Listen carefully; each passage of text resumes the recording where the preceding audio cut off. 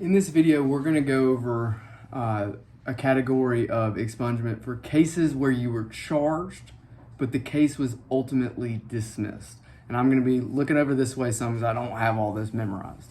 Okay, so the first videos we've done if you were convicted of a felony, and another video if you're convicted of a misdemeanor. Okay, this is a different category. Okay, and there's two subparts to this category. Okay, the first that we're going to go over is if you were charged with a misdemeanor and it was dismissed, and the second category is if you were charged with a felony and it was dismissed. Okay, so why is this important? It's important because you may not know how to do an expungement by yourself. There's a lot of forms that have to be done. There's steps that you have to go through in order to get this done. Okay, so what's at stake here? What's at stake if you don't get this done? If you don't get this done, if it's between you and another person on a job application and you both have the same work experience, you've both worked at Honda for 7 years, but one of you has a charge of theft, even though it was dismissed and the other one doesn't. Think about it. You're an employer, you're looking at the same resume. Who are you going to go with, right? You're going to go with the person that has the clean record. And so that's why it's important. Another reason why this is important is to erase it from your record, not just for employment purposes, but if someone's doing a background check on you, okay? It helps to show that it has been expunged, it's no longer on your record. You might can take this to them and get your mugshot taken down if it hasn't already been taken down.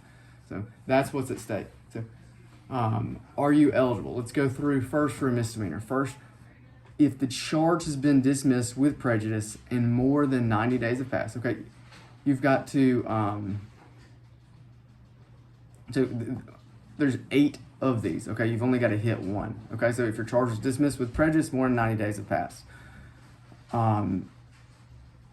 If the charge has been no-billed by a grand jury and more than 90 days have passed, okay? Again, this is right now we're talking about misdemeanor violations, traffic violations, or municipal ordinance violations, okay? So really this is stuff that's dealt with in municipal court or in district court, okay? Next is if you're found not guilty of the charge and 90 days have passed. If you've been null-prossed, the case was null-prossed and 90 days have passed. If the indictment has been quashed and the statute of limitations has passed. If you completed some sort of a pretrial program or drug court program and a full year has passed. If the charge has been dismissed without prejudice more than 1 year ago. Okay, so those are the 8 ways on a misdemeanor that you'll qualify to have the case dismissed. Okay, so now we're going to move to a felony, and it's a little bit different for a felony.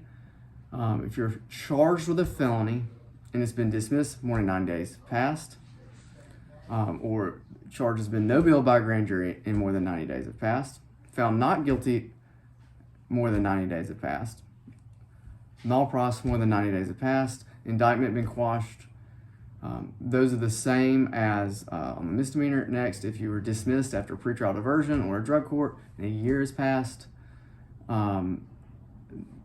Next, if the charge was dismissed without prejudice more than 5 years ago. Or you can prove by preponderance of the evidence that you're a victim of human trafficking. Those are the ones for felonies. Used to, if they were violent felonies, we couldn't have those dismissed. With this new law, you are now eligible, even if it was a violent felony and it was dismissed, if you meet that criteria there. So if you've got any questions, please reach out to me, watch my other videos, and I appreciate it.